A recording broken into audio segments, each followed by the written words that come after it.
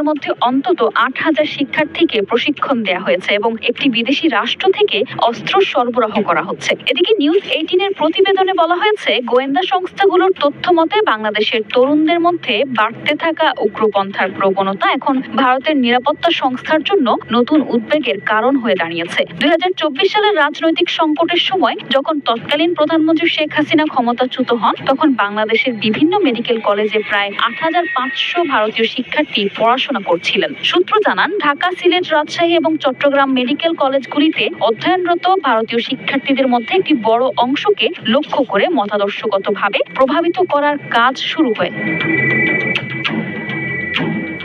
বিশেষজ্ঞদের মতে পুরোপুরি গুজব নির্ভর এবং ভারতের প্রচারণার অংশ। তারা মনে করেন, বাংলাদেশের অভ্যন্তরীণ রাজনৈতিক পরিবর্তনের পর ভারতীয় সংবাদ মাধ্যমগুলো উদ্দেশ্য প্রণোদিতভাবে এমন খবর ছড়াচ্ছে যেন দেশের স্থিতিশীলতা ও নতুন সরকারের বৈধতা প্রশ্নবিদ্ধ হয়।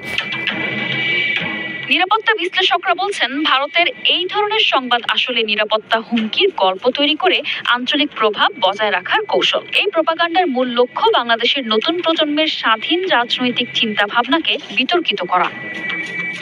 News desk, ২১ television.